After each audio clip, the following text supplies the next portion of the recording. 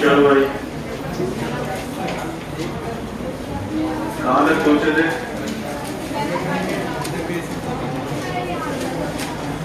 थोड़ा एडजस्ट कर लेना, वो आगे देखिएगा तो पैर संभाल के बैठना बेटा। बट तुमको आता नहीं लगाने है।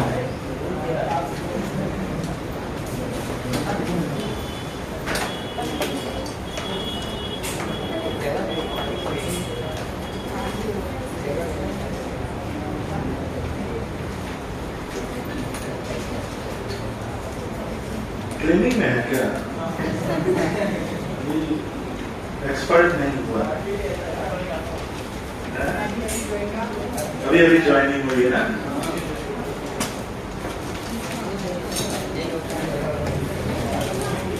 यही फर्क होता है, इसी बोलते हैं क्या, एक्सपीरियंस। चलिए भाई, पढ़ के आए हैं। आज कितने लोग पहले दिन आए क्लास में? कितने लोगों की आज पहली क्लास है? अच्छा, तुम जिंदा हो?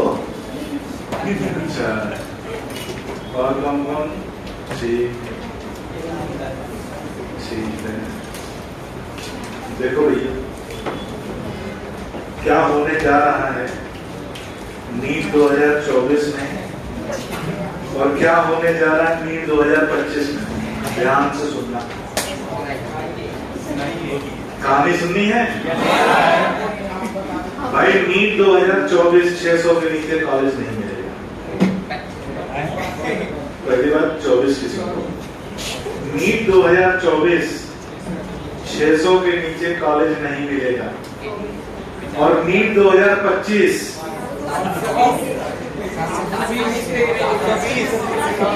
नीट 2025 में 610 रहेगा बेटा। कितना रहेगा? जनरल की मैं बात बोल रहा हूँ, फिर बाकी अलग बात है। ये जनरल की बात है, ये जनरल का बता है। वो सब बाद में बताएंगे, अभी साल भर अभी एनालाइज करेंगे उसको, एनालिसिस वो तो बाद में बताया जाता है। अभी का जो सिनेरियो सर्कमस्टेंस चल रहा है भैया, अगले साल कट ऑफ नीचे जाए इसकी कोई गुंजाइश मतलब तभी है जब एनडीए ऐसा पेपर बनाए जैसा आपकी कोचिंग में बनाया जाता है। जैसा आपकी कोचिंग में टीचर लोग पेपर बनाते हैं, अगर ऐसा पेपर एनडीए बनाने लगे तब कट ऑफ नीचे आएगा। आसान पेपर के लिए कट ऑफ नीचे नहीं आएगा, और अभी पेपर आसान आ रहा है। तो भगवान से मनाओ कि भगवान पेपर कठिन करो। भगवान से मनाओ क्या, पेपर कठिन करो, हमको छोड़ के किसी से न बने। ये मन्नत मानना, ये मत मन्नत मानना भगवान हमारा पेपर अच्छा हो, नंबर खूब आए, ये मत मानना, बाकी के भी खूब आएंगे। भगवान से मनाओ कि पेपर इतना कठिन दो लोगों का पसीना छूट जाए।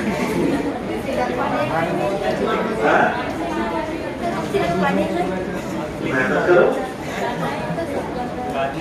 ऐसा थोड़ी है। बोर्ड एग्जाम थोड़ी है, पास कराओ योजना चल रही है। पास कराओ योजना, करा रहे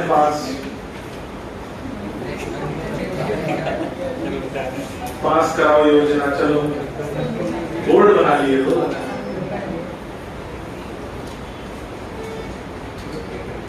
तो इसलिए अभी से जो लोग 2025 जो लोग क्या अभी लोग अभी से उस मोड में आ जाओ जिस मोड में आप फरवरी मार्च में आते हो। अभी से उस मोड में आ जाओ। कौन सा मोड है वो? फ्लाइट मोड है।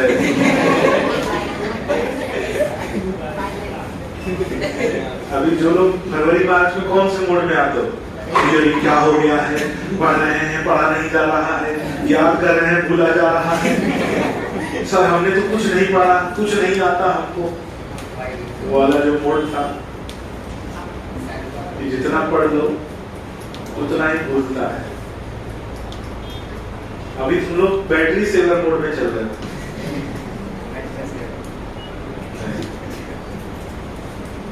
ऐसा कहानी जो है ना बहुत अलग रोज बदल रही है यार। ये ऐसी कहानी, इसमें रोज नया ट्विस्ट आ रहा है। ऐसा लग रहा है कि अनुराग कश्यप इस कहानी को लिख रहा है।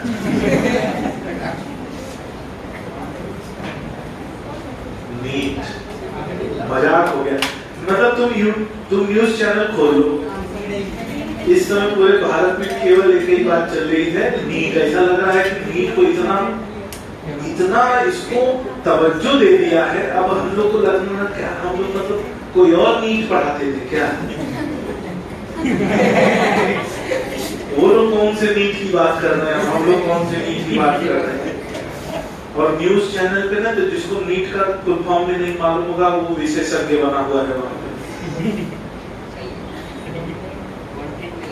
ठीक है, और इस समय केवल और केवल न्यूज चैनल पे नीट की बात चल रही है। चलो कम से कम भारत पाकिस्तान न्यूज की बात नहीं चली, पढ़ाई से रिलेटेड बात।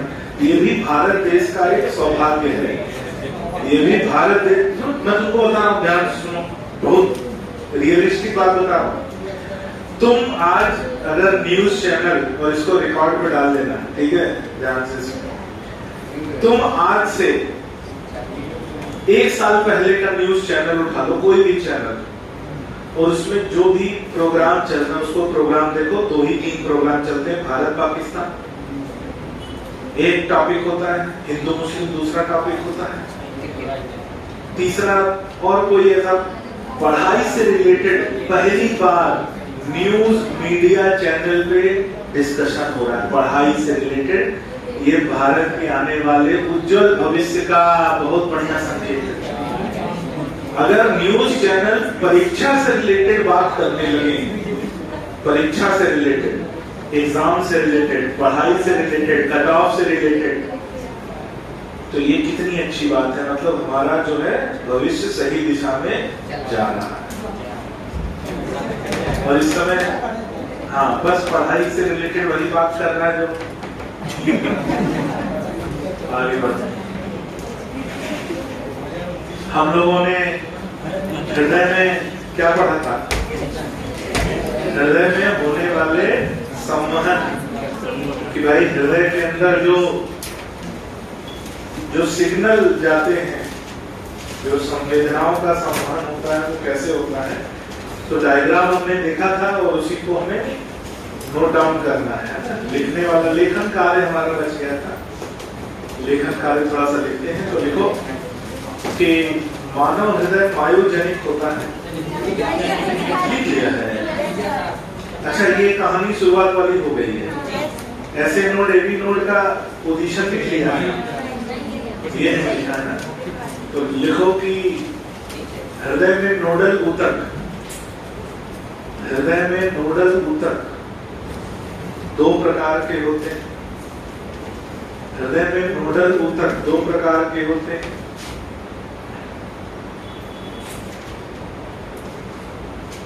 हृदय में नोडल ऊतक 2 प्रकार के होते हैं। नंबर 1 लिखो SA node, number 1 SA node, पूरा नाम क्या है इसका? Sinoatrial node. SA node, sinoatrial node, SA node, sinoatrial node. देखो ये दाएं आलिंद के, ये दाएं आलिंद के ऊपरी दाएं छोर पर, ये दाएं आलिंद के ऊपरी दाएं छोर पर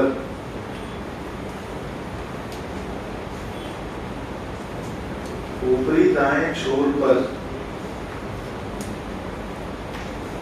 महाशिरा के द्वार के ऊपर, महाशिरा के द्वार के ऊपर स्थित होता है। महाशिरा के द्वार के ऊपर स्थित होता है, स्थित होता है। अगला पॉइंट,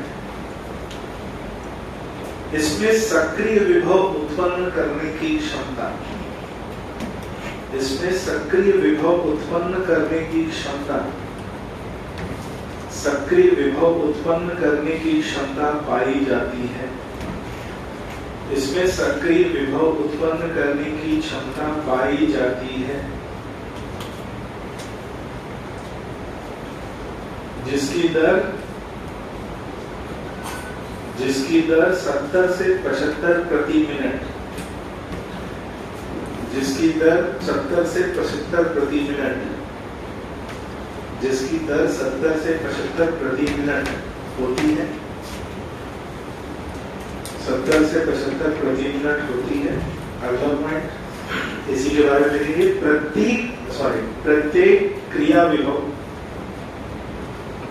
प्रत्येक क्रिया विभव एक हृदय गति में बदलता है।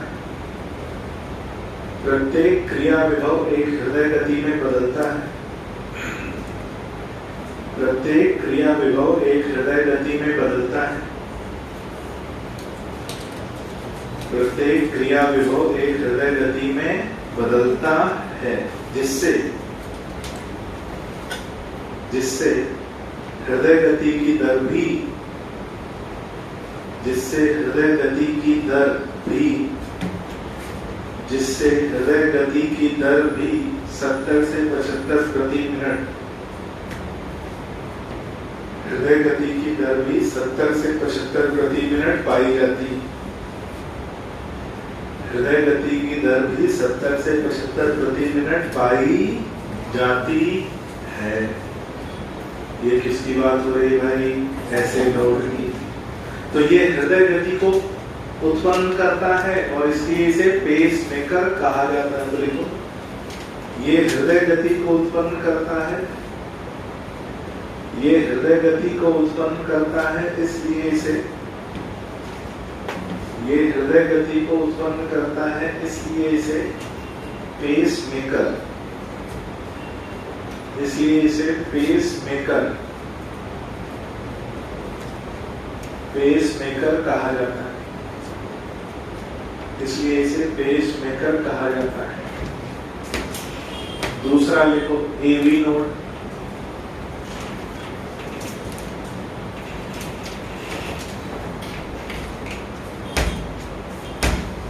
एवी node atrioventricular node. AV node atrioventricular node. AV node atrioventricular node लिखो। ये दाएं आलिंद के, ये दाएं आलिंद के बाएं निचले छोर पर, ये दाएं आलिंद के बाएं निचले छोर पर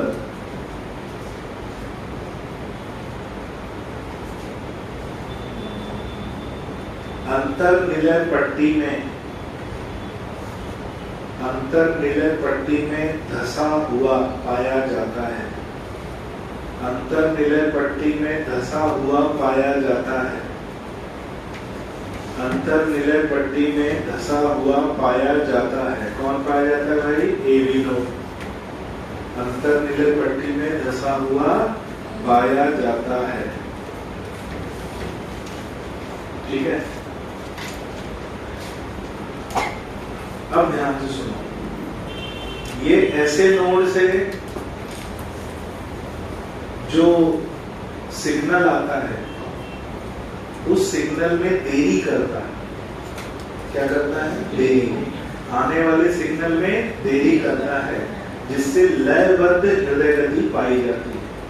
जैसे अगर हमने बताया था कि अगर ये देरी ना करे, मतलब सिग्नल बहुत तेज जाता है, तो अगर आलिंद है और निलय है, अब सिग्नल उत्पन्न होगा और तुरंत कहाँ पहुंच जाएगा? निलय में। तो दोनों में संकुचन और शीतलन एक साथ होंगे तो रक्त पंप नहीं होगा। तो होना क्या चाहिए कि पहले आलिंद में संकुचन और फिर निलय में संकुचन, फिर आलिंद में संकुचन, फिर निलय में। तो जो आलिंद से सिग्नल आया उसमें देरी कराता है, ताकि आलिंद का संकुचन जब समाप्त हो तब निलय में संकुचन शुरू हो। इसलिए लयबद्ध संकुचन पाया जाता है। किसकी वजह से? AV node. तो लिखो, ये ऐसे नोड से आने वाले सिग्नल में ये ऐसे नोड से आने वाले सिग्नल में देरी करता है, ऐसे नोड से आने वाले सिग्नल में देरी करता है, जिससे ये ऐसे नोड से आने वाले सिग्नल में देरी करता है, जिससे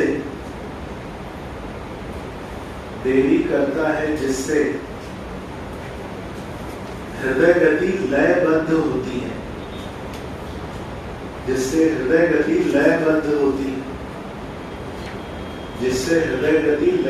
होती है।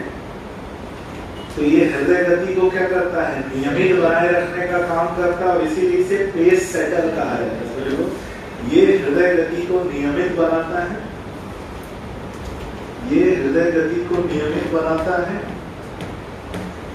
इसलिए इसे पेस सेटर कहा जाता है। इसलिए इसे पेस सेटर कहा जाता है। इसलिए इसे पेस सेटर कहा जाता है। अगली महत्वपूर्ण बात, ऐसे नोड और एबी नोड को ऐसे नोड और एबी नोड के बीच में जोड़ने वाले नोडल तंतु पाए जाते हैं और उन्हें इंटरनोडल फाइबर या अंतर नोडल तंतु कहा जाता है। तो लिखो, ऐसे नोड को एबी नोड से जोड़ने वाले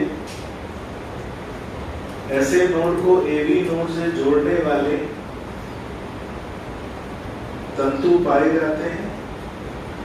ऐसे नोड को एबी नोड से जोड़ने वाले तंतु पाए जाते हैं। एबी नोड से जोड़ने वाले तंतु पाए जाते हैं, जिन्हें अंतर नोडल तंतु या इंटरनोडल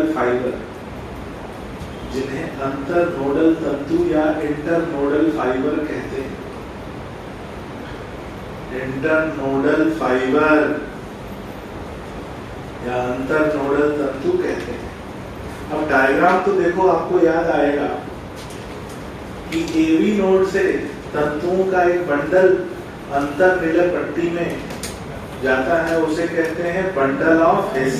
तो देखो, एबी नोड से एक तंतुओं का बंडल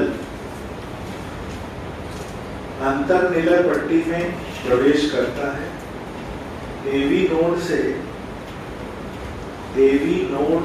एक तंतुओं का बंडल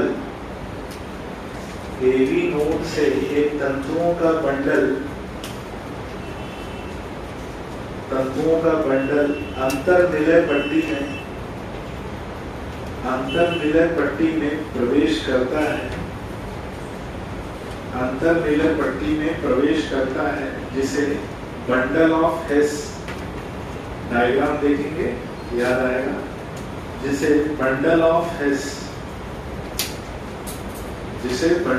हिस कहा जाता है।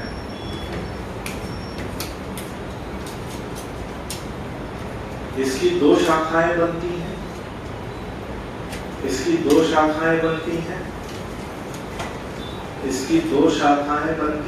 दाईं और बाईं शाखा।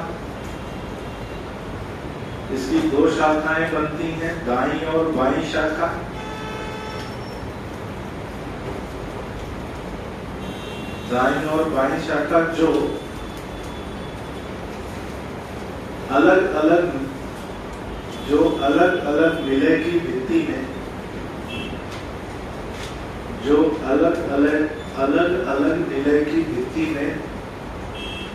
तंतुओं द्वारा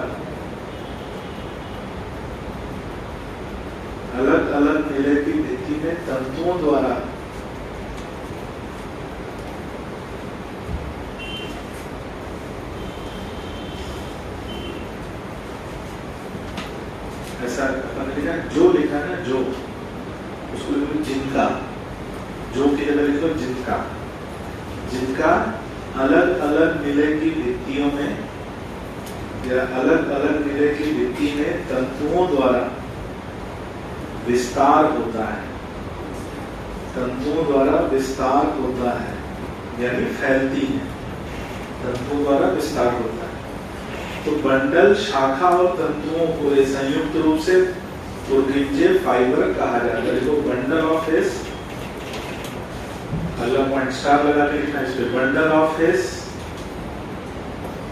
बंडल ऑफ हिस कॉमा शाखा तथा तत्वों को, बंडल ऑफ हिस शाखा तथा तत्वों को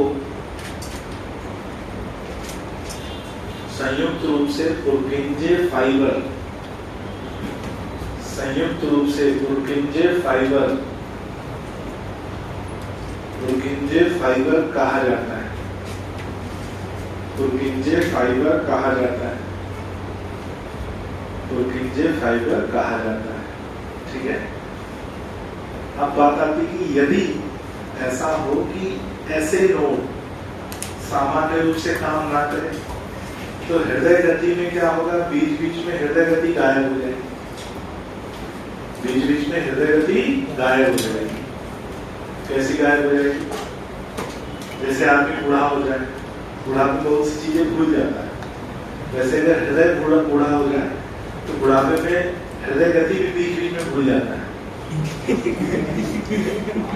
ऐसा है, देखो ऐसा चलेगा ना, ऐसे देखो ऐसी हृदय गति चल रही है, बीच में भूल गया, फिर याद आया, अरे यार इसको तो देना था, फिर भूल गया, फिर याद आता है। तो बीच बीच में हृदय गति क्या हो जाती है, गायब हो जाती है।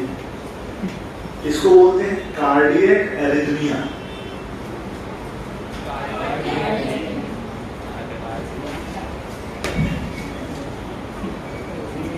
कार्डियक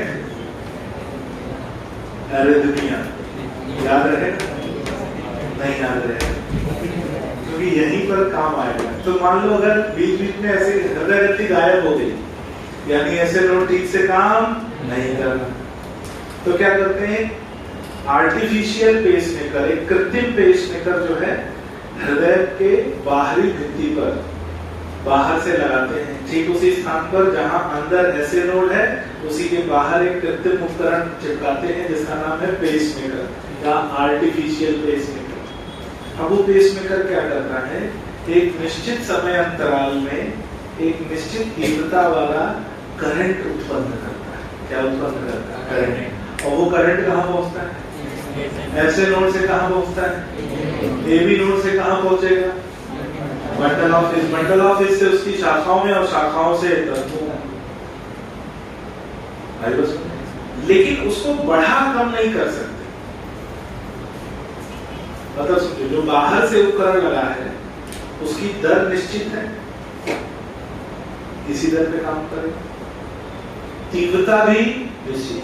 तो अगर तुम दौड़ लगा दोगे तो चाहोगे कि हृदय गति बढ़ जाए तो बढ़ेगी नहीं। इसलिए जिन लोगों को पेसमेकर लगाया जाता है उन लोगों को साफ साफ बोला जाता है, भारी भरकम काम नहीं करना है, भागा दौड़ी नहीं करनी है, आराम करना है, जिंदा रहना है। क्योंकि वो लगाया गया है भागने दौड़ने के लिए नहीं, जिंदा रखने के लिए। तनाव नहीं लेना है, भाग दौड़ कर दो भी मशीन फेल हो जाएगी। आई बस। तो देखो कि कुछ लोगों में जब हृदय गति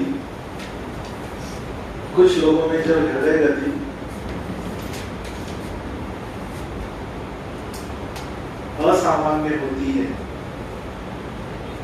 हृदय गति असामान्य होती है,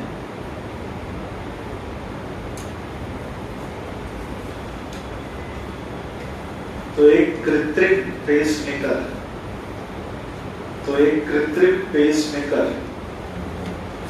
आर्टिफिशियल पेसमेकर को हृदय की भित्ति में ऐसे नोड के ठीक बाहर लगाया जाता है, ऐसे नोड के ठीक बाहर लगाया जाता है, ऐसे नोड के ठीक बाहर लगाया जाता है।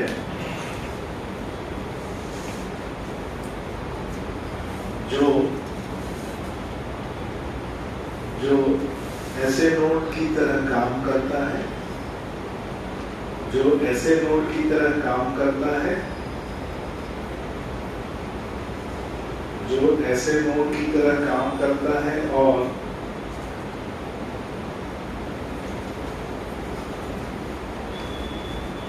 ऐसे नोड की तरह काम करता है और हृदय गति को नियमित रखता है। बात यह है कि इसकी अवधि जो होती है, एक पेसमेकर वो लगभग 10 साल चलता है और हर साल में इसकी एक बार जांच होती है। इसके अंदर लिथियम आयन बैटरी होती है और हर साल में एक बार इसकी जांच की जाती है और इसका जो जीवन काल है वो लगभग 10 साल का पाएगा। ठीक है, ये ध्यान में रखना।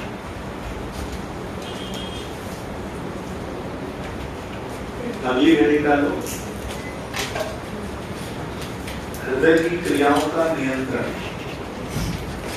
अगली घड़ी डालो, हृदय की क्रियाओं का नियंत्रण। हृदय की क्रियाओं का नियंत्रण।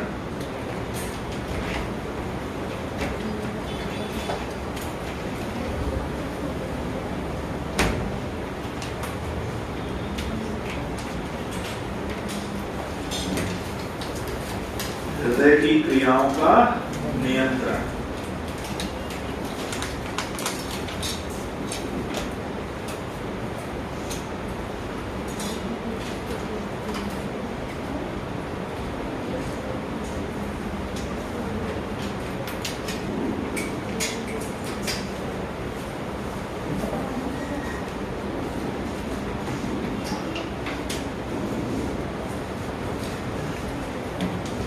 अब इस चार्ट को देखना, यहाँ एक बनाना। वैसे तो कहने को हमारा हृदय मायोजेनिक होता है। मायोजेनिक का मतलब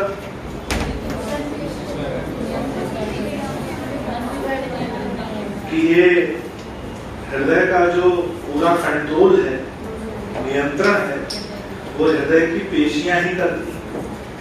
ये मस्तिष्क से नियंत्रित नहीं, लेकिन इसकी दर मस्तिष्क की क्रिया से प्रभावित हो सकती है। मतलब स्विच ऑन स्विच ऑफ मस्तिष्क नहीं कर सकता।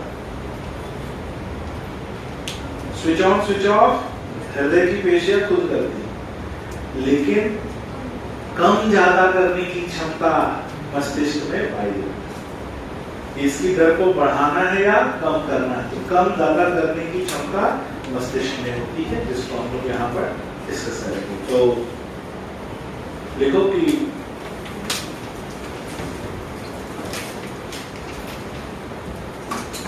मानव हृदय मायोजेनिक होता है तथा ये मस्तिष्क से नियंत्रित नहीं होता।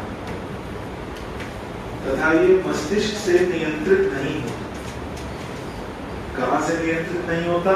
मस्तिष्क से। तथा ये मस्तिष्क से नियंत्रित नहीं होता। अगला पॉइंट, किंतु मस्तिष्क इसकी क्रियाओं की दर को प्रभावित कर सकता है। मस्तिष्क इनकी क्रियाओं की दर को प्रभावित कर सकता है, यानी मस्तिष्क कम ज्यादा कर सकता है, बंद चालू नहीं कर सकता।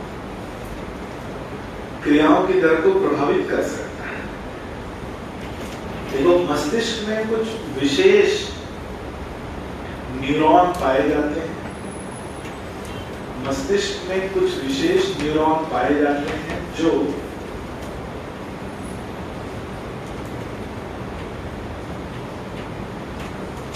जो मेडुला ऑब्लंगेटा, मस्तिष्क में कुछ विशेष न्यूरॉन पाए जाते हैं जो मेडुला ऑब्लंगेटा में स्थित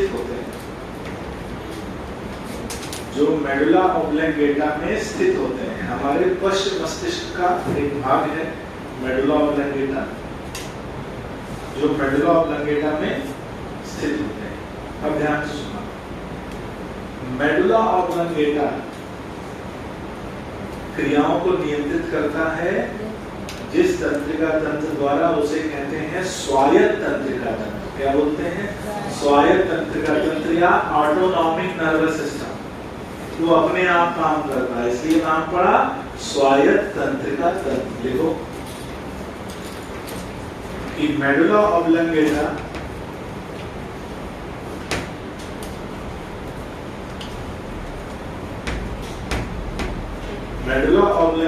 स्वायत्त तंत्रिका तंत्र द्वारा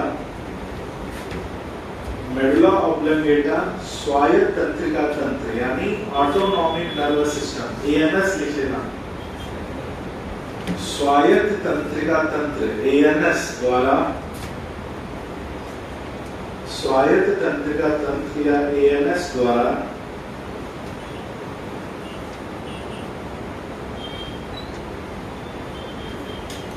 हृदय को प्रभावित करता है।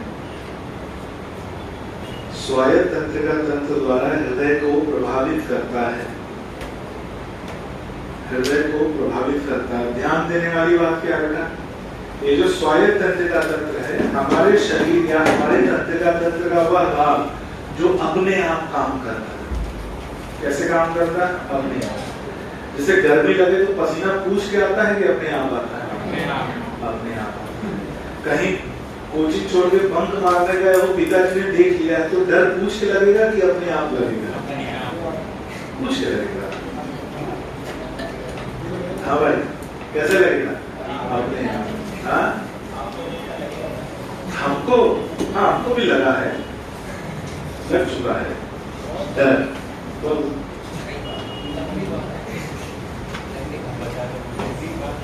अरे अपने खानदान के सबसे उदाहरण एक होता है, खानदान का सबसे उदाहरण है जिसको ताज मिला रहता है। तो हम अपने खानदान के सबसे उदाहरण होने का ताज हमें मिला। सबसे बदनाम, बदमाश, बदनाम जो भी करे उसका जिम्मा मेरे ही पास है, वो विभाग मेरे ही पास है। अभी तक कोई आया नहीं कि मैं वो विभाग किसी और को बांटूं। नहीं, बाकी आने वाली पीढ़ियां बहुत शरीफ हैं। जैसे जो घर परिवार में जो छोटे बच्चे हैं, भतीजा भतीजी सब बहुत शरीफ, बड़े भाई साहब इतने शरीफ हैं, देख के हमको डाउट करने लगता है यार ये मतलब इन पे हमारा प्रभाव नहीं पड़ा है। जैसे मेरी छोटी भतीजी है 7 साल की, 7-8 साल की है, तो वो रहती है बाहर, रहती है मॉस्को में रहती है, वहीं पढ़ती है, वहीं पढ़ाई चल रही है। तो वो आई यहाँ घूमने फिरने, तो एक दिन हमने उसको ले गए घुमाने।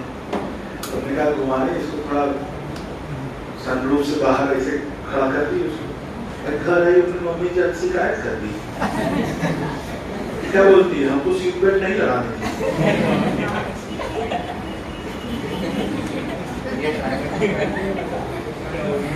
सोचो तुम। फिर उसके बाद हम कहीं उसको ले जाते हैं ना, जबरदस्ती सीट बेल्ट लगाओ। उसको लगा चाचा बदमाश है, उसको लगा चाचा नियम फॉलो नहीं करते, बिना सीट बेल्ट के चल रहे हैं। उसको आदत है भाई, वहां क्या नियम है, सब शरीफ है। हमारा एक भतीजा है, बड़े ताऊ जी के लड़के, कजन ब्रदर का लड़का है, वो आया। हमने कहा वो स्कूल जाता है, शायद 6th या 7th में है। मैंने कहा स्कूल में किसी कोटे काटे नहीं? बोले नहीं, किसी को मारने पे पनिशमेंट मिलती है। हमने कहा हमारे मारो तो किसी को लड्डू मिलता था, ऐसा क्या? हमारे स्कूल में करते क्या? पढ़ाई करते हैं।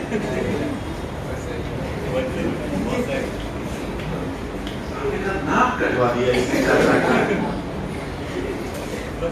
मेरा चाचा वो है जो चलती बस से दूसरे को बाहर फेंक देते थे।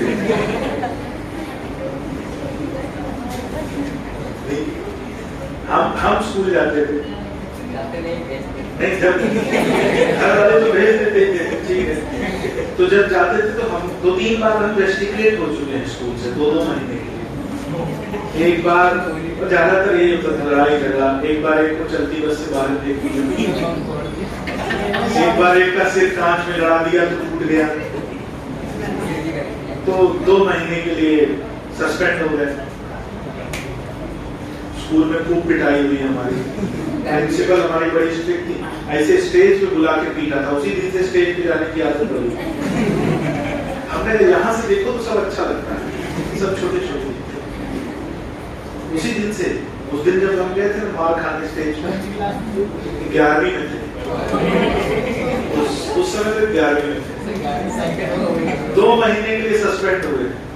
बोले 2 महीने तुम दिखाई मत देना। हमने जिम ज्वाइन कर लिया। 2 महीने बाद गए, फिर किसी की हिम्मत ही नहीं हुई बोलने की। चलो आगे बढ़ते हैं। हमारे पिताजी भाई साहब एकदम बाप आदमी, बाप पिताजी नहीं है, वो फादर नहीं है, एकदम टिपिकल जैसे बाप लोग होते हैं। हमको रेस्ट्रिकेट किए, बोले पापा को लेके आना, हमने कहा नहीं आएंगे। बोले क्यों नहीं आएंगे? हमने कहा नहीं आएंगे। बोले हम तुमको 1 महीने के रेस्ट्रिकेट करेंगे, हमने कहा कर दो, तब भी नहीं आएंगे। बोले 2 महीने के कर दो, तब भी नहीं आएंगे। हमारे पिताजी का साफ कहना, क्योंकि एक बार उससे पहले भी हम रेस्ट्रिकेट हो चुके गए। पिताजी पर बोले कि पापा वो प्रिंसिपल ने बुलाया है।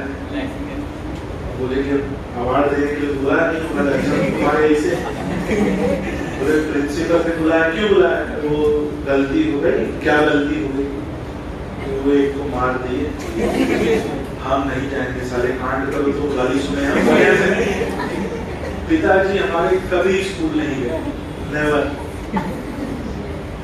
शुरू में मम्मी जाती थी जब हम छोटे थे, जब बहुत LKG UKG वाला होता ना, 1 2 3 4 तक मम्मी जाती थी, तब उसके बाद कोई, तो हम समझ गए कुछ भी करो पिताजी will not interfere। शुरुआत किए थे मजबूरी में, फिर मजा आने लगा। चलो आगे बढ़ते हैं। तो ये जो ऑटोनॉमिक नर्वस सिस्टम है अपने आप काम करता है। जैसे कोई तुम्हारे सामने उल्टी बात कर दे, गुस्सा लाने के लिए कुछ करना थोड़ी है। आप उल्टी बात कर दो, सामने वाले को गुस्सा आ गया, हम ही है सामने वाले। कुछ उल्टी बात करो, देखो ऐसे गुस्सा पूछ क्या था, गुस्सा देखो हम गुस्सा हैं, बोलो तो हम आ जाएं, नहीं बोलो तो नहीं। गुस्सा अपने आप आता है, गुस्सा पूछ के नहीं आता। और कौन जिम्मेदार होता है उसके लिए? ये है स्वायत्त तंत्रिका। बहुत सी चीजें अपने आप होती हैं, वो सब इसी से कंट्रोल हाँ? जो अपने आप हो, ठीक है, जो अपने आप को वो क्या है? स्वायत्त तंत्रिका। अब स्वायत्त तंत्रिका तंत्र के 2 भाग हैं, एक अनुकंपी भाग, एक अनुकंपी भाग जिसे कहते हैं सिंपैथेटिक पार्ट, सिंपैथेटिक पार्ट। एक परानुकंपी भाग, यानी पैरा सिंपैथेटिक पार्ट।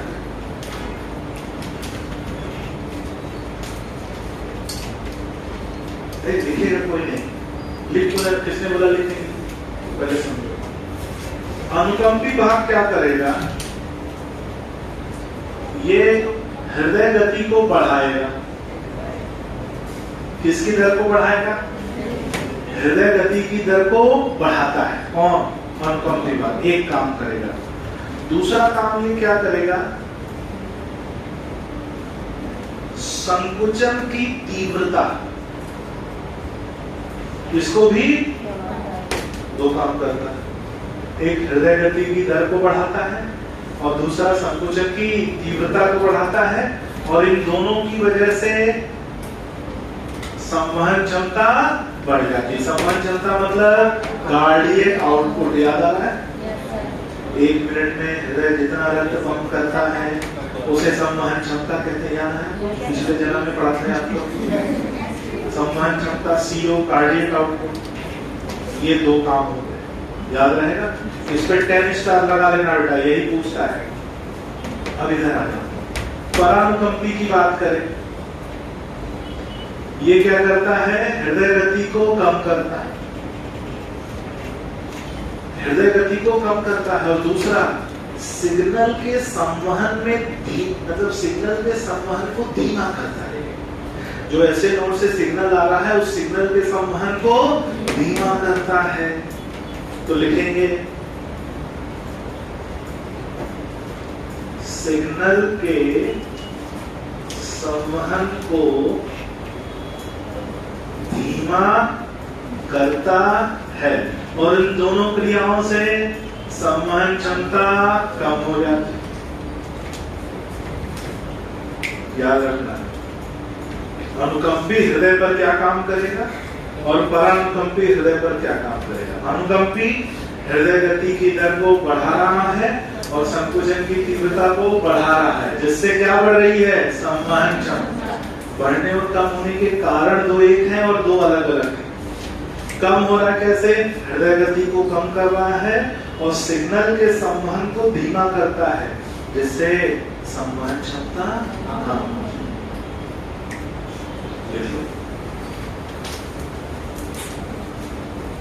एएनएस के दो भाग पाए जाते हैं, यानी स्वायत्त तंत्रिका तंत्र के दो भाग पाए जाते हैं।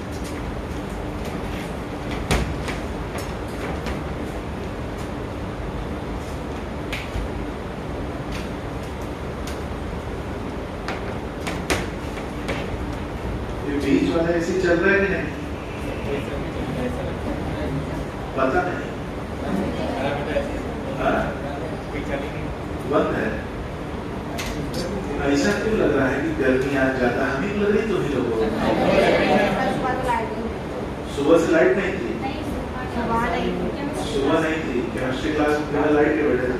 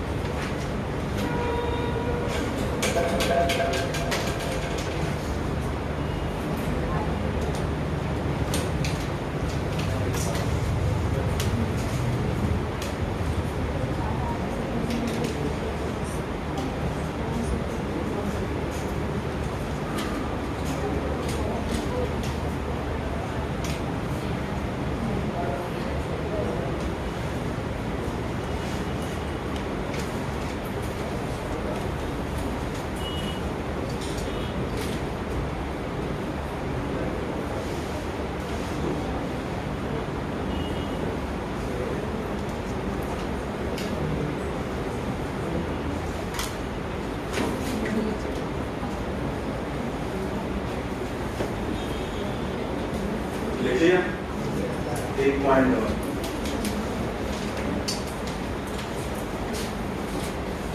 देखो इनके अलावा स्टार लगा के लिखना, इनके अलावा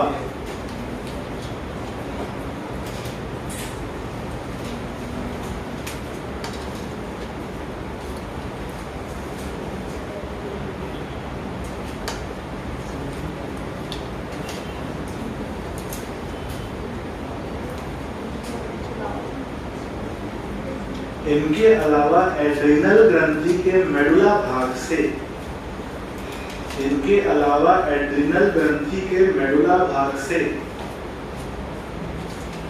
एड्रिनल ग्रंथि के मेडुला भाग से हार्मोन स्रावित होते हैं। एड्रिनल ग्रंथि के मेडुला भाग से हार्मोन स्रावित होते हैं, हार्मोन स्रावित होते हैं जैसे एड्रेनलिन, हार्मोन स्रावित होते हैं जैसे एड्रेनलिन, जैसे adrenaline comma nor adrenaline, adrenaline comma nor adrenaline, adrenaline comma nor adrenaline, ये हृदय गति को बढ़ाते हैं, ये हृदय गति को बढ़ाते हैं, जिससे संवहन क्षमता बढ़ जाती है। ये हृदय गति को बढ़ाते हैं जिससे संवहन क्षमता बढ़ जाती है। ये हृदय गति को बढ़ाते हैं जिससे संवहन क्षमता बढ़ जाती है। कौन सी क्षमता बढ़ जाती है? संवहन क्षमता बढ़ जाती है। ये हो गया हृदय हृदय की क्रियाओं का नियंत्रण, याद रहेगा। अगली हेडिंग डालो, पोर्टल सिस्टम। इसको समझना थोड़ा जरूरी है। पोर्टल सिस्टम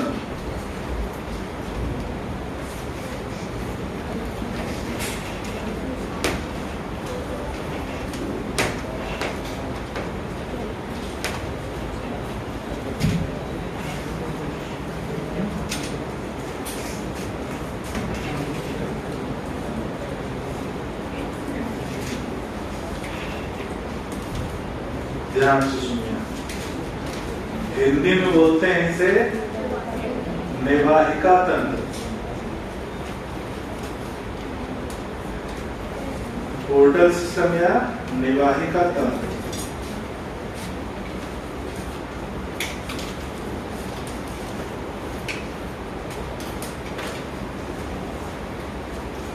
जैसे समझिए, हमें सामान्यतः मालूम है कि किसी अंग में रक्त ले जाती है धमनी और वहां से रक्त ले आती है शिरा, और अंग के अंदर पाई जाती है केशिका।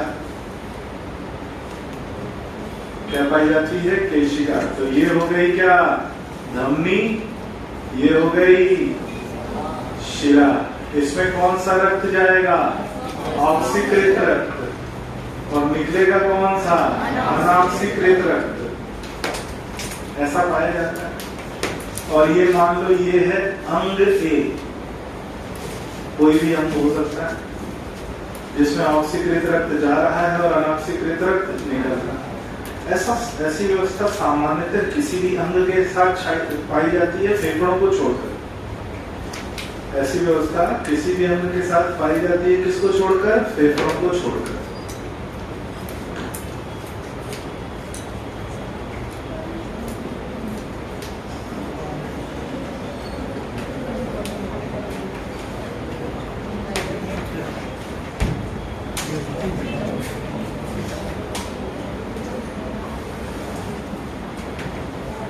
ऐसा सामान्यतः पाया जाता है कि धमनी से ऑक्सीकृत रक्त आता है और शिरा से अनऑक्सीकृत रक्त। अगर ये रक्त, कौन सा रक्त है? कौन सा रक्त है? अनऑक्सीकृत। किससे जा रहा है? शिरा से। ये किसी दूसरे अंग में प्रवेश कर जाए। किसमें प्रवेश कर जाए? किसी दूसरे अंग में प्रवेश कर जाए, जिसको हम नाम दे रहे हैं अंग बी। और इसके अंदर भी क्या है? रक्त केशिकाएं।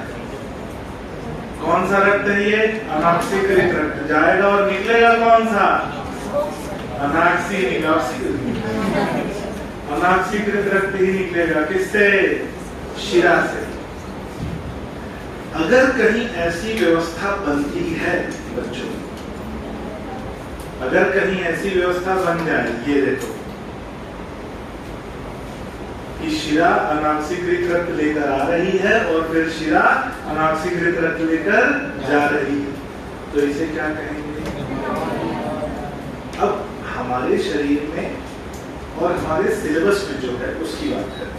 हमारे शरीर में दो निवाहिका तंत्र पाए जाते हैं। कितने?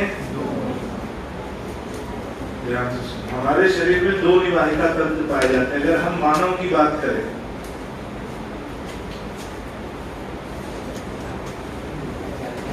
दो निवाहिका तंत्र हैं। एक का नाम है हेपेटो पोर्टल सिस्टम। क्या नाम है? Hepato portal system.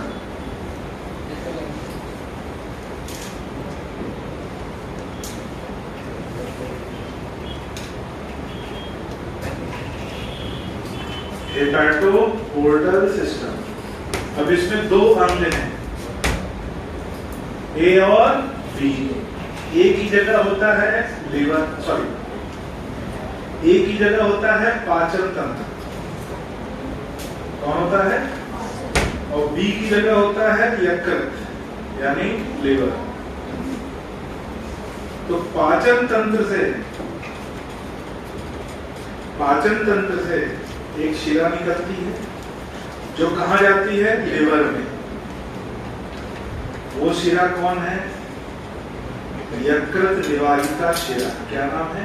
यकृत निवाहिका शिरा, हेपेटोपोर्टल वेन। याद रहेगा? नहीं रहेगा। इसका नाम है, अच्छा, हेपेटोपोर्टल वेन, या बोलेंगे यकृत निवाहिका शिरा। कौन सा रक्त लेकर जाएगी?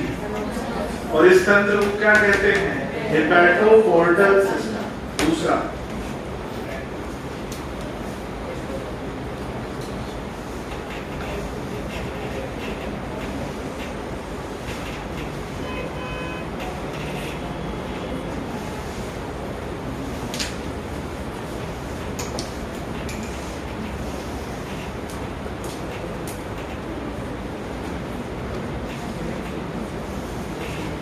दूसरा है हाइपोफाइसियल निवाहिका तंत्र। क्या नाम है? हाइपोफाइसियल निवाहिका तंत्र। ये किसके किसके बीच पाया जाता है?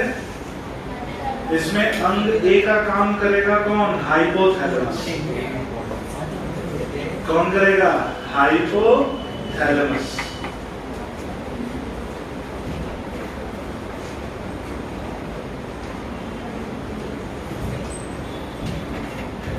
हाइपोथैलेमस कहाँ होता है? हाइपोथैलेमस हमारे मस्तिष्क का भाग है, ठीक है? किसका भाग है? अग्र, मध्य या पश्चिम? उठना उठना। दिमाग कहाँ है भाई? हमने तो सही बोला। हमने क्या बोला? तुम लोग कहाँ है?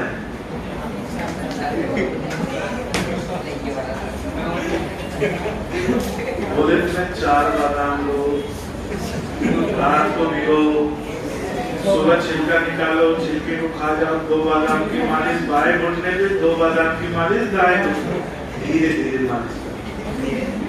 मस्तिष्क में पाया जाता है। कौन पाया जाता है? हाइपोथैलेमस।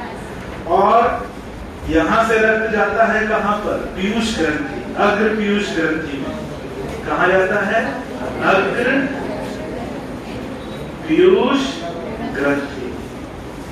और इनके बीच में कौन सी निवाहिका शिरा होगी? हाइपोफाइसियल निवाहिका शिरा। हाइपोफाइसियल निवाहिका शिरा। याद रहेगा? नहीं रहेगा, पक्का बता। समझ में आया ना? नहीं है, फिर से समझना। चलो, 2 अंग हैं। सामान्यतः क्या पाया जाता है? एक अंग में धमनी से ऑक्सीकृत रक्त आता है और शिरा से जाता है। यदि ये रक्त दूसरे अंग में प्रवेश कर जाए तो एक सिस्टम बनेगा, उसे क्या बोलेंगे? निवाहिका तंत्र, जिसमें शिरा से अनाक्सीकृत रक्त आएगा और फिर शिरा से अनाक्सीकृत रक्त जाएगा। ऐसा हमारे शरीर में 2 पाया जाता है। एक हेपेटोपोर्टल सिस्टम, जो पाचन तंत्र और लिवर के बीच होता है, और इनके बीच में जो शिरा होगी, ये मान लो पाचन तंत्र है, ये लिवर है, तो इनके बीच में शिरा होगी। वो शिरा कौन सी है? यकृत निवाहिका शिरा। दूसरा है हाइपोफाइसियल पोर्टल सिस्टम, ये हाइपोथैलेमस और अग्र पीयूष ग्रंथि के बीच होता है, और इनके बीच में भी शिरा होगी। कौन सी? हाइपोफाइसियल निवाहिका शिरा। नोट करिए।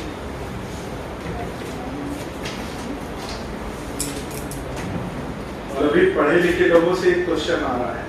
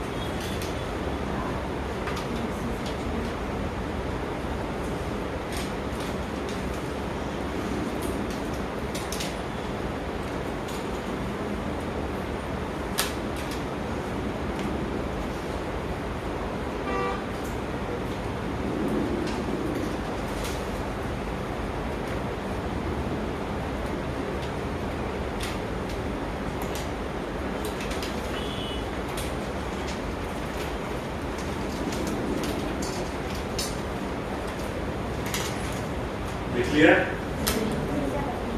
अभी अभी हमारे सिलेबस में मेंढक ऐड हुआ है। क्या ऐड हुआ? मेंढक, पिछले साल। और मेंढक में भी 2 निवाहिका तंत्र पाए जाते हैं।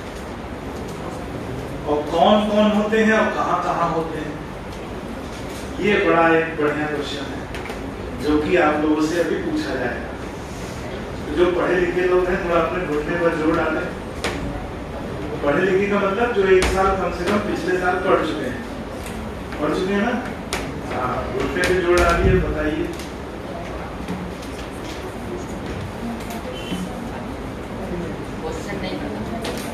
मेंढक में कौन कौन सा निवाहिका तंत्र पाया जाता है?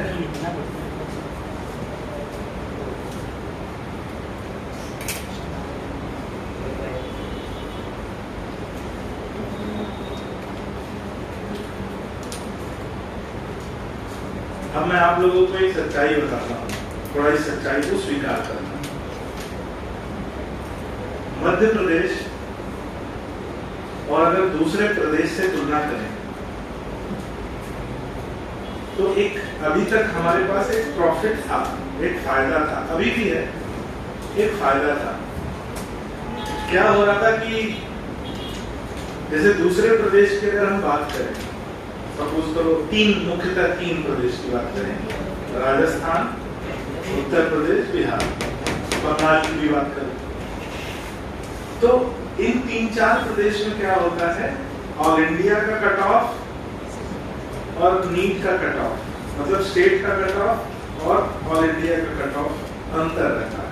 मैं जनरल की बात करूं, जैसे अगर हम राजस्थान से शुरुआत करें, ऑल इंडिया का कट ऑफ तो हर जगह एक जैसा है। जैसे अगर आपको नीट में ऑल इंडिया से सीट उठानी हो, ऑल इंडिया काउंसलिंग से, तो 612 नंबर पिछले साल पहली काउंसलिंग में था। तो 610 के आसपास हम लोग मान रहे थे कि ऑल इंडिया कट ऑफ रहता है। अगर आपको जैसे एम्स वगैरह उठाना हो तो आपको ऑल इंडिया कट ऑफ से उठाना पड़ेगा। अब दूसरे स्टेट यानी राजस्थान का स्टेट का कट ऑफ ऑल इंडिया से भी ऊपर था, 620। यूपी का 630, बिहार का 635 और इसी के आसपास लगभग बंगाल का। सोचो जब राजस्थान का 620 था, राजस्थान का, और यूपी का 630 है, बिहार का 635 है, एमपी का 570 भी नहीं था।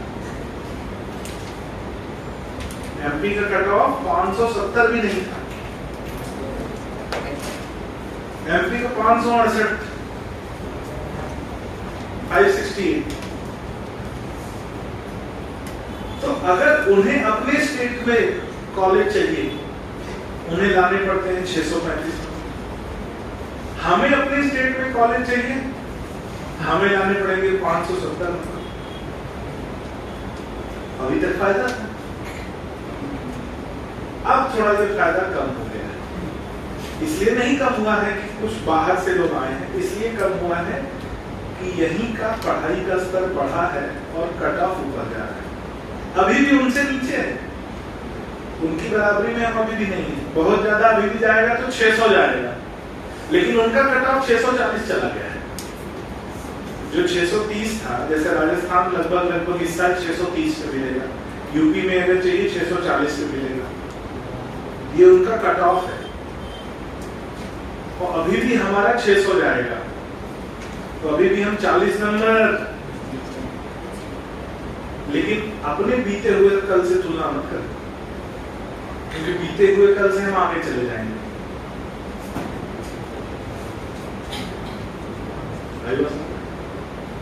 तो अब ये भाई बात इसमें ऐसी है कि अब पढ़ाई करनी पड़ेगी जोरदार वाली।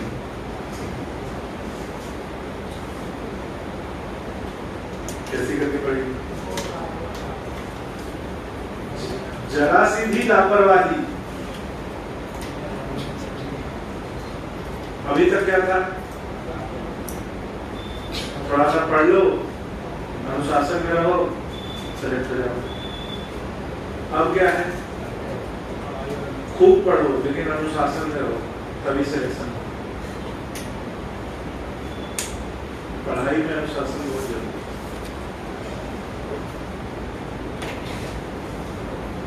यानी कम नंबर वालों को कॉलेज नहीं मिलेगा भाई, जिसका नंबर कम रह गया। और इसका दुष्परिणाम भी है, ड्रॉपर में बच्चे बढ़ेंगे, ड्रॉप लेने वाले बच्चों की संख्या बढ़ेगी। ये दुष्परिणाम है, ड्रॉप लेने वाले बच्चों की संख्या बढ़ेगी। बच्चे कोशिश करेंगे कि भाई ज्यादा से ज्यादा नंबर लाए। अब इसलिए कंपटीशन बढ़ रहा है। जनसंख्या बढ़ेगी तो कंपटीशन भी तो बढ़ेगा, वोटर बढ़ेंगे, जनसंख्या बढ़ेगी, जियो के उपभोक्ता बढ़ेंगे तो कंपटीशन भी तो बढ़ेगा। इसलिए कह रहा हूं पहले दिन से ही उस मोड में आ जाइए।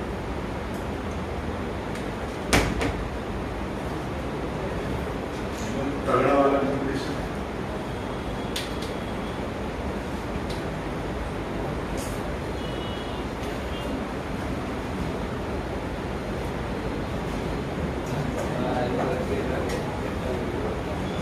दिमाग घुमा कुछ सच्चाई सामने आई। और ऐसा नहीं कि अभी ये नीट में दिख रहा है, ऐसा नहीं कि ये नीट में ही है केवल। बहुत से बच्चे जो भाई किसी का मान लो 4 ड्रॉप हो गया, ड्रॉप किसी का ज्यादा हो गया, वो समझ में आ गया भाई बस इतना ही कर सकते, वो हटेगा इस फील्ड से, इस फील्ड से किसी दूसरी फील्ड में जाएगा, वहां कंपटीशन हर जगह बढ़ेगा। आने वाले 2-4-5 सालों में कंपटीशन हर जगह बढ़ेगा। अब हम लोग राष्ट्रीय स्तर के कंपटीशन में आ रहे हैं। अभी तक हम लोग जनसंख्या की वजह से थोड़े पीछे थे, जनसंख्या कम थी। अब हमारी डिमांड है, आप एज ए विद्यार्थी डिमांड करिए कि हर जिले में कम से कम एक सरकारी मेडिकल कॉलेज खुलना चाहिए। हर जिले में कम से कम एक सरकारी मेडिकल कॉलेज खुलना चाहिए। ये आप लोग डिमांड करिए, सरकार से पत्र लिखिए, ट्वीट करिए। इसका समाधान यही है, पत्र लिखिए, ट्वीट करिए कि भाई हर जिले में कम से कम एक मेडिकल कॉलेज हो, तभी वहां के लोगों को मूलभूत सुविधाएं मिल पाएंगी, सीटें बढ़ेंगी। जिस हिसाब से सीट बढ़ रही है और जिस हिसाब से कैंडिडेट बढ़ रहे हैं, सीटों का अनुपात बहुत गड़बड़ है भाई। आज से 15 साल पहले की बात करें, 15 साल पहले जब हमने कभी एमपीपीएमटी दिया था, 25,000 बच्चे एग्जाम में बैठे थे एमपी से। कितने? 25,000। आज बैठ रहे हैं 1,37,000। तब भी 1,000 सीटें थी। अब संख्या 5 गुना ज्यादा बढ़ी है और सरकारी सीटें 1,000 से बढ़ के 3,000 हो गई। कैंडिडेट बढ़े 5 गुना, सीटें बढ़ी 3 गुना। अंतर कैसे ये संतुलित हो? कुछ है गुंजाइश? इसका कम से कम यही उपाय है कि भाई हर जिले में एक मेडिकल कॉलेज खुले, या तो पेपर हार्ड करो, पेपर को हार्ड करो, लेकिन सीट तो उतनी ही है। सीट क्या है?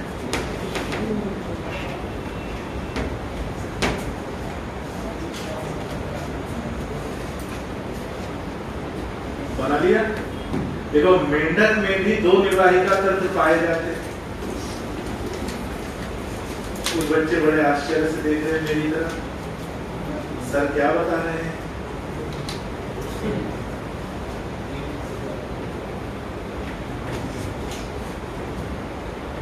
देखो मेंढक में भी दो निवाहिका तंत्र पाए जाते हैं। एक तो यही हो गया हेपेटोपोर्टल सिस्टम, जो सेम है ऐसा ही होगा।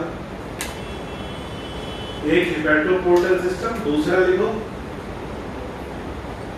कौन सा, रीनल पोर्टल सिस्टम। बहुत अच्छे। दूसरा है रीनल पोर्टल सिस्टम।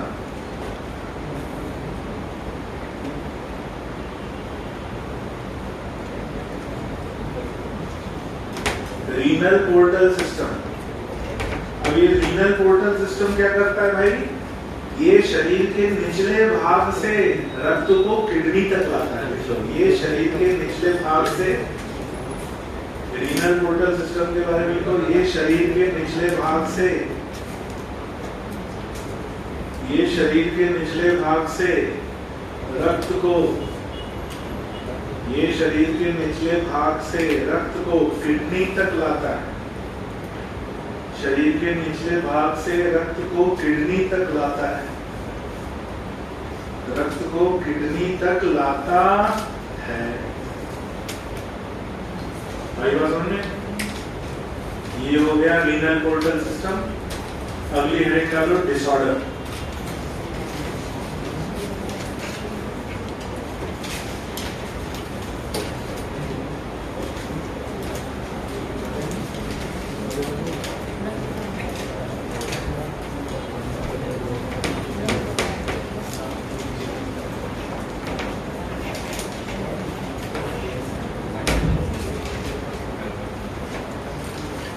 अगली हेडिंग कर लो डिसऑर्डर।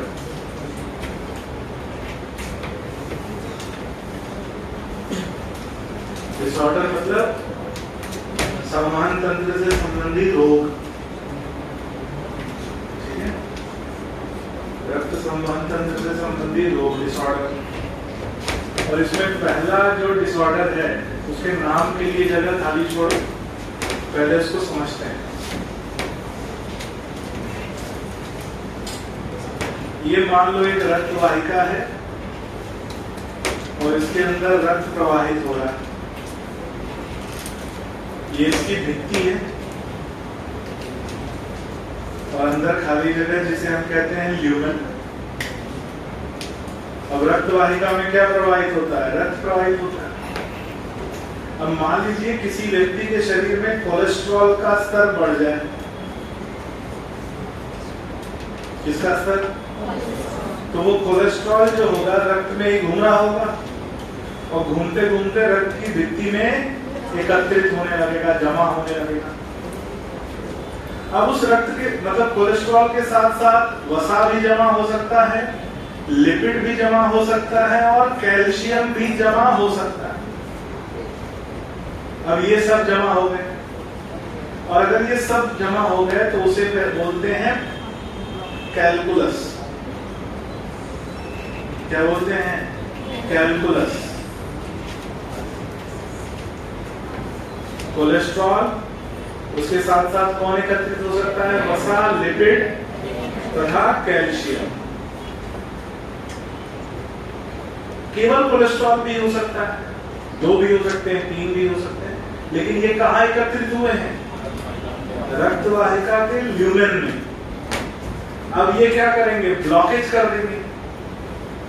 इससे क्या होगा? ब्लॉकेज। और ब्लॉकेज होगा तो रक्त प्रवाह कम हो जाएगा और इस अवस्था को कहते हैं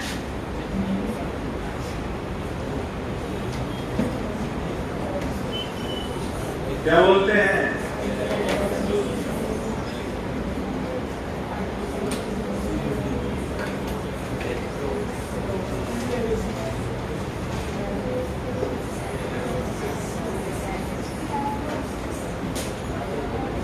एथेरोस्क्लेरोसिस।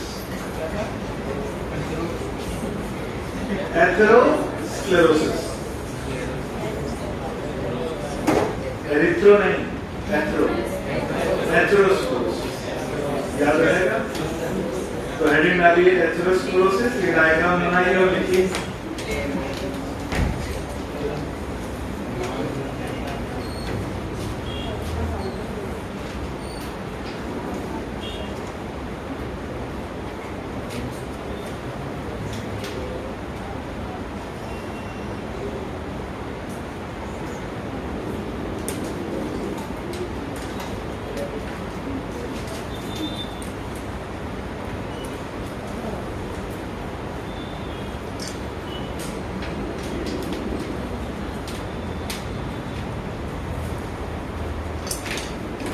आज किसकी किसकी पहली क्लास है भाई? एक बार फिर जरा हाथ ऊपर करना।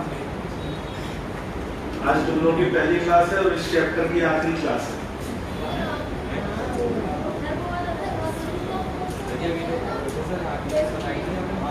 ब्लड पढ़ाएंगे मतलब ये टॉपिक की, इस टॉपिक की आखिरी क्लास है। हाँ?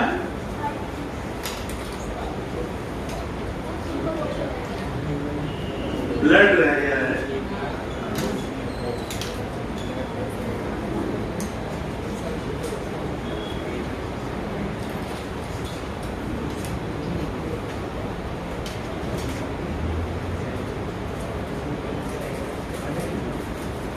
इस टॉपिक की आखिरी क्लास है।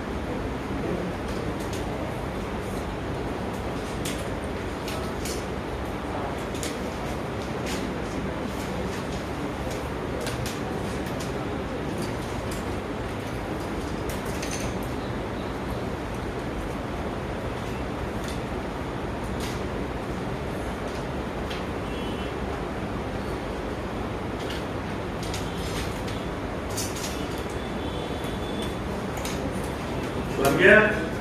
लिखिए कि रक्त में कोलेस्ट्रॉल के स्तर के बढ़ने से, रक्त में कोलेस्ट्रॉल के स्तर के बढ़ने से,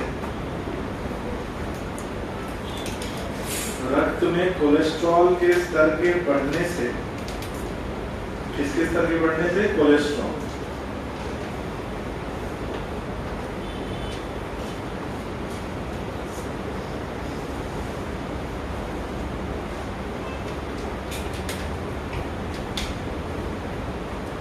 कोलेस्ट्रॉल, रक्त में कोलेस्ट्रॉल के स्तर के बढ़ने से कोलेस्ट्रॉल रक्त वाहिकाओं की भित्ति या रक्त वाहिकाओं के ल्यूमेन में एकत्रित हो जाता है। रक्त वाहिकाओं के ल्यूमेन में एकत्रित हो जाता है। रक्त वाहिकाओं के ल्यूमेन में एकत्रित हो जाता है। ल्यूमेन में एकत्रित हो जाता है।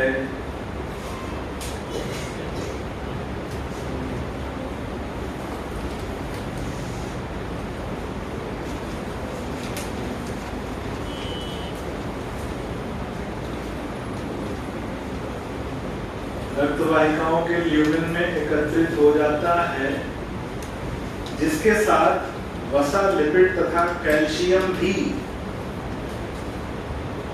जिसके साथ वसा, लिपिड तथा कैल्शियम भी एकत्रित हो सकता है, जिसके साथ वसा, लिपिड तथा कैल्शियम भी एकत्रित हो सकता है।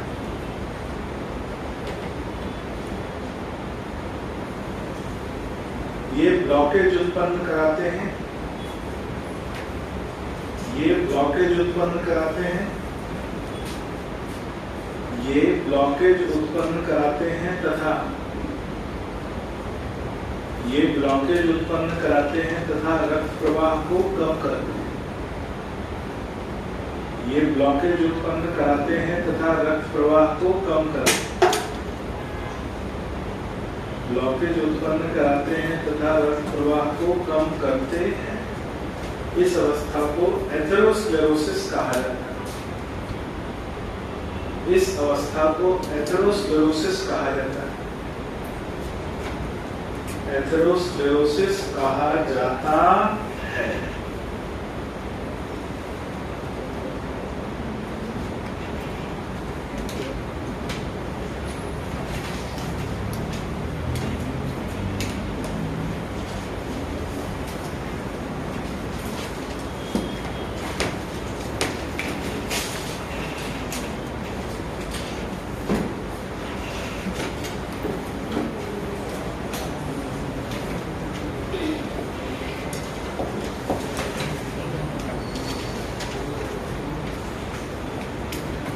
ध्यान, दूसरी अवस्था की बात करें।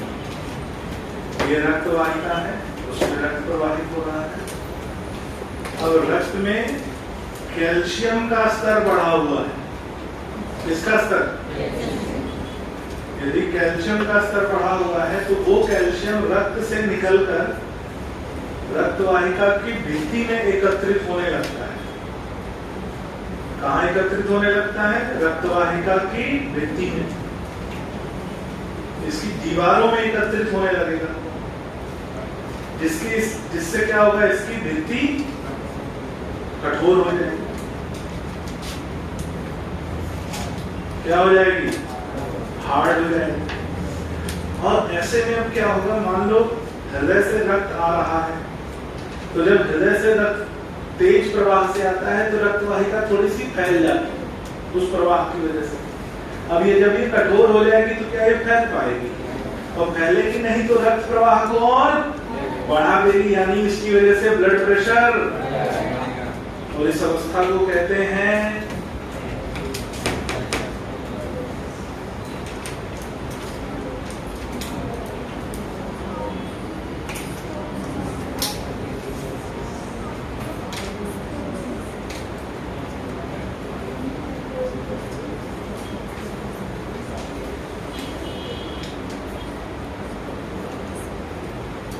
इसको कहते हैं आर्टीरियोस्क्लेरोसिस।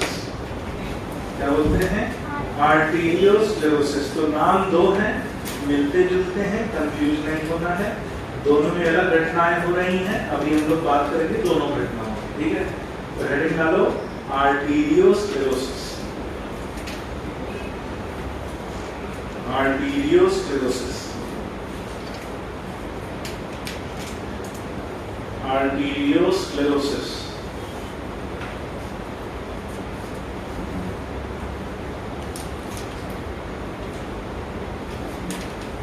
आर्टीरियोस्क्लेरोसिस देखो,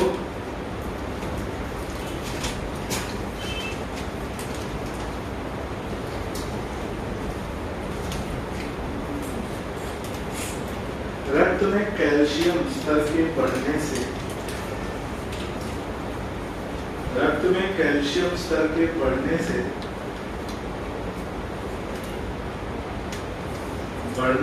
कैल्शियम रक्त वाहिकाओं की भित्ति में,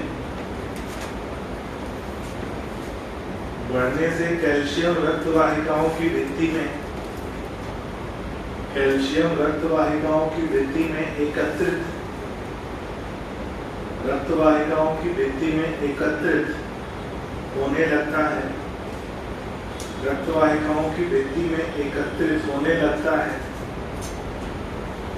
रक्त वाहिकाओं की भित्ति में एकत्रित होने लगता है, जिससे रक्त वाहिकाएं कठोर हो जाती हैं, जिससे रक्त वाहिकाएं कठोर हो जाती हैं तथा आवश्यकता पड़ने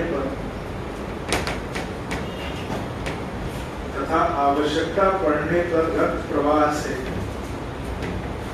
तथा आवश्यकता पड़ने पर रक्त प्रवाह से ये फैलती नहीं है,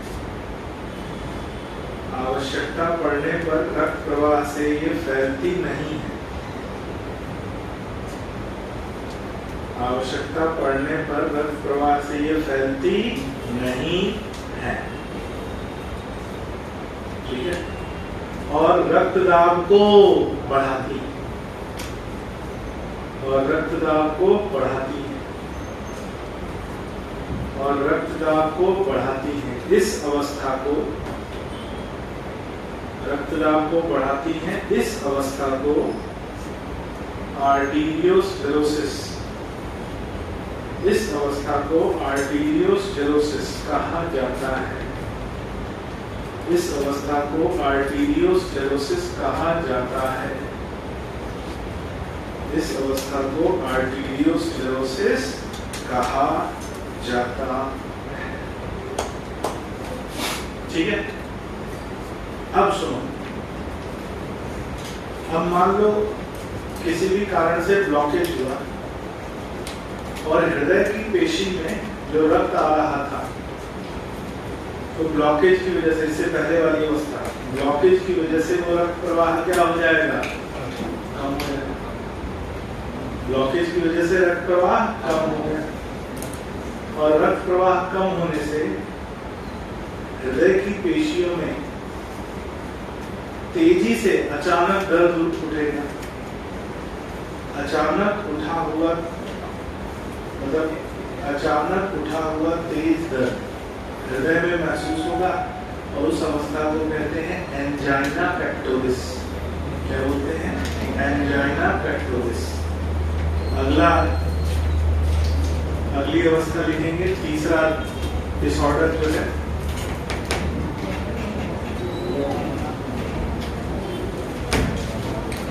तीसरा डिसऑर्डर लिखो, एंजाइना पेक्टोरिस।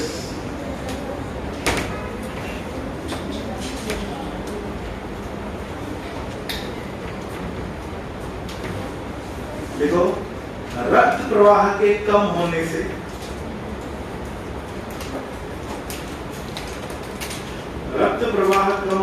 हृदय की मांसपेशियों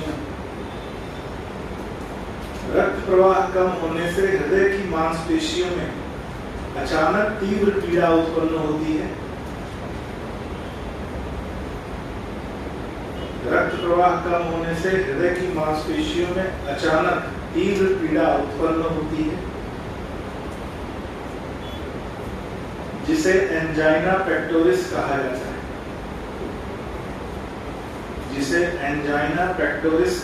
है।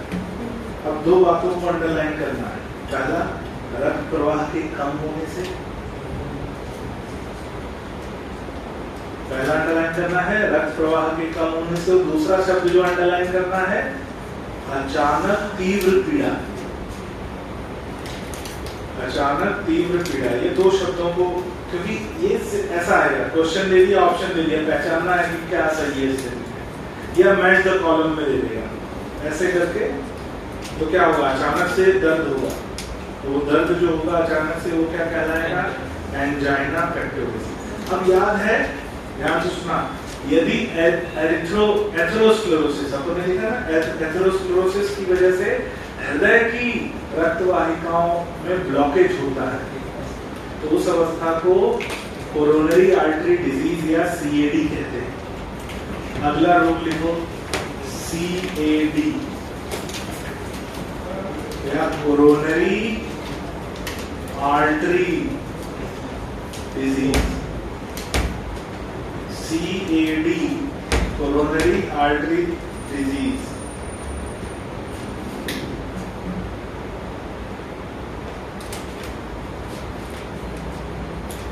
देखो, ब्लॉकेज की वजह से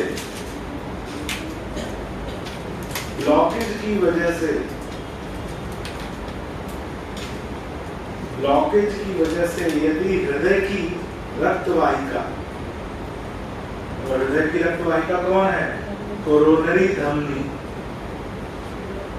ब्लॉकेज की वजह से यदि हृदय की रक्त वाहिका, ब्रैकेट में ना, कोरोनरी धमनी, ब्लॉकेज की वजह से यदि हृदय की रक्त वाहिका, ब्रैकेट लिखेंगे, कोरोनरी धमनी में रक्त प्रवाह अवरोधित होता है,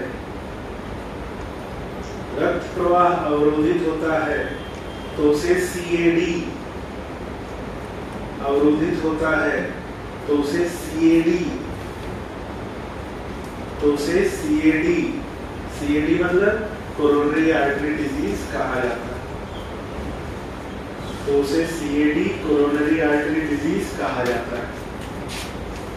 अब एक और आ गया, और आप लोगों का बड़ा चहेता है, जिसको बोलते हैं हार्ट अटैक। ठीक है, हार्ट अटैक।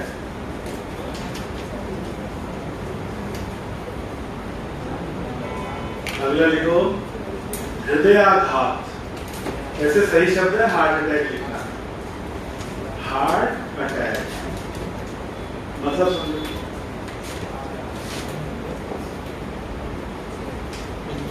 क्या समझ में आया? रक्त प्रवाह के कम होने की वजह से अचानक तीव्र पीड़ा क्या कहलाई?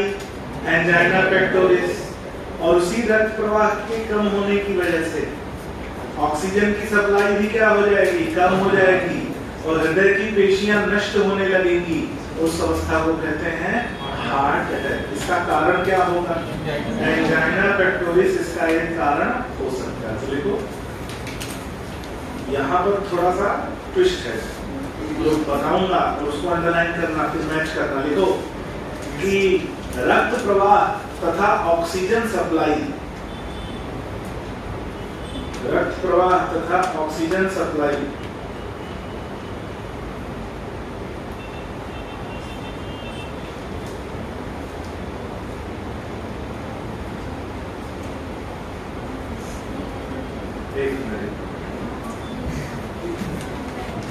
यहाँ रक्त प्रवाह आएगा, ऑक्सीजन सप्लाई नहीं आएगा, एंजाइना में आएगा। हाँ, एंजाइना में क्या लिखा था एक बार बताओ? एंजाइना में पढ़ने लिखा था रक्त प्रवाह, उसमें रक्त प्रवाह के बाद एक एरो लगा लो, ऐसा आपने लिखा था रक्त प्रवाह, उसके बाद एरो लगा लो, कॉमा कॉमा करके एरो लगा लो, ऑक्सीजन सप्लाई, रक्त प्रवाह के साथ साथ ऑक्सीजन सप्लाई। ठीक है, ये लिखना है एंजाइना में। तो भाई रक्त प्रवाह कब हुआ, ऑक्सीजन सप्लाई कब हुई? यहाँ केवल जिक्र आएगा रक्त प्रवाह का, तो क्या लिखेंगे? हार्ट अटैक में क्या लिखा है? रक्त प्रवाह की उपयुक्त, रक्त प्रवाह की उपयुक्त सप्लाई ना होने के कारण, रक्त प्रवाह की उपयुक्त सप्लाई ना होने के कारण, यहाँ ऑक्सीजन का जिक्र नहीं आएगा भाई, ऑक्सीजन का जिक्र इसमें आएगा, यहाँ ऑक्सीजन का जिक्र नहीं आएगा। देखो रक्त प्रवाह की उपयुक्त सप्लाई ना होने के कारण, रक्त प्रवाह की उपयुक्त सप्लाई ना होने के कारण हृदय की मांसपेशियां नष्ट होने लगती हैं, ना होने के कारण हृदय की मांसपेशियां नष्ट होने लगती हैं, हृदय की मांसपेशियां नष्ट होने लगती हैं, हृदय की मांसपेशियां नष्ट होने लगती हैं। किसकी मांसपेशियां? हृदय की। हृदय की मांसपेशियां नष्ट होने लगती हैं, जिस अवस्था को हार्ट अटैक कहा जाता है, जिस अवस्था को हार्ट अटैक कहा जाता है।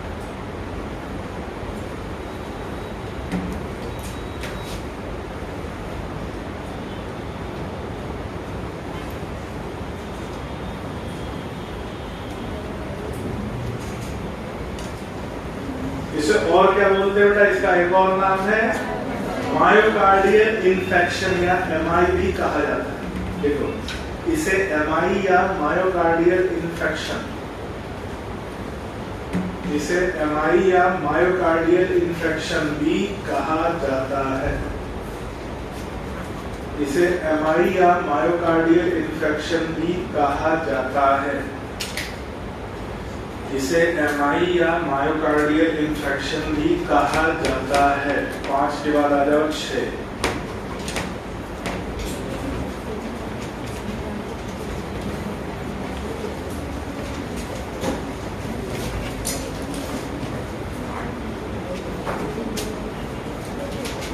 अगला है हार्ट फेलियर। अगला क्या है? Heart failure.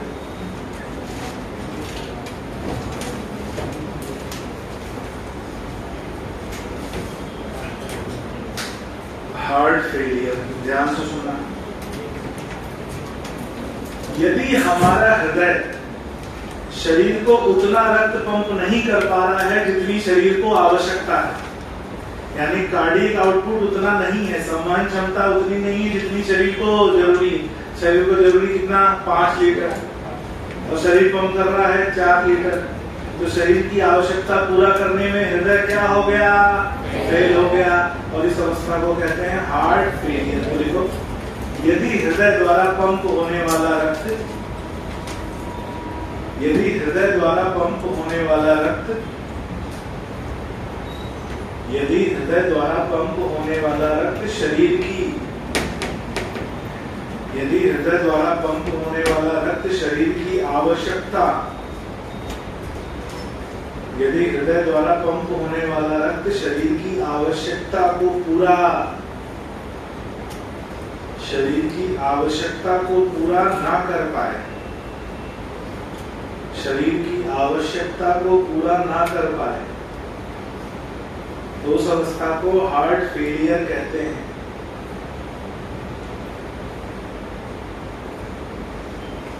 उस अवस्था को हार्ट फेलियर कहते हैं।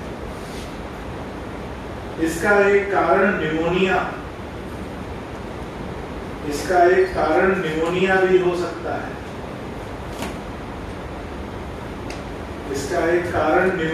हो सकता है। जिससे कंजेस्टिव हार्ट फेलियर पाया जाता है। इसका एक कारण निमोनिया भी हो सकता है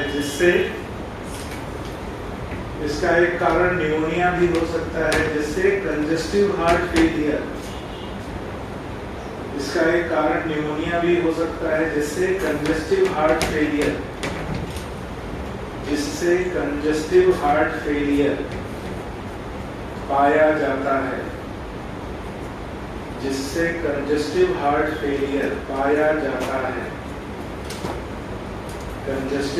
फेलियर पाया जाता है।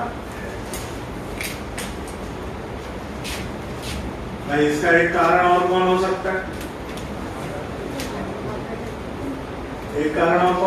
है? Heart attack. देखो, इसका एक अन्य कारण हार्ट अटैक हो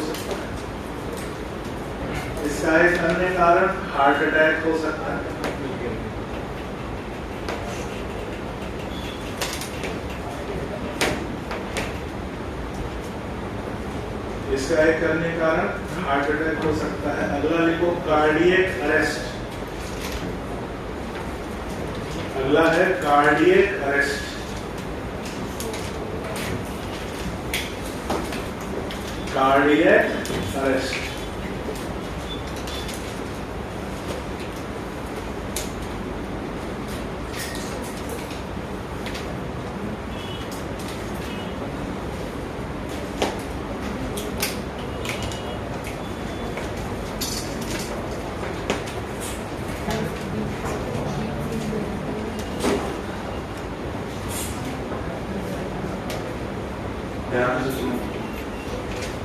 एक ऐसी अवस्था जिसमें हृदय गति बंद हो जाए तो उसे कहेंगे क्या? Cardiac arrest. इसमें अपन को लंबी बीप ध्वनि मिल रही थी, बीप बीप बीप बीप, यही है। तो लिखो, एक ऐसी अवस्था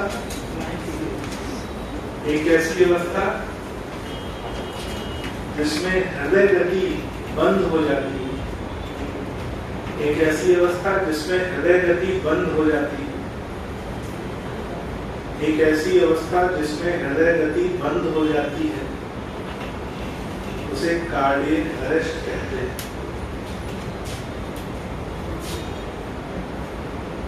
इसका कारण हार्ट फेलियर हो सकता है। तो देख रहे हो कनेक्शन? एंजाइना पेक्टोरिस की वजह से क्या हो सकता है? हार्ट अटैक की वजह से क्या हो सकता है? हार्ट फेलियर, और हार्ट फेलियर की वजह से कार्डियक अरेस्ट। ये लिख लो ऐसा सीक्वेंस बना के। क्या लिखोगे? एंजाइना पेक्टोरिस की वजह से हो सकता है हार्ट अटैक, इसकी वजह से हो सकता है हार्ट फेलियर, इसकी वजह से हो सकता है कार्डियक अरेस्ट। बस आज के लिए इतना काफी।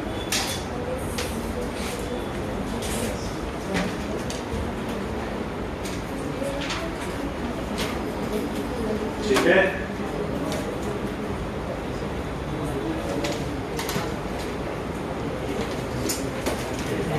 जो भाई इसको देखो।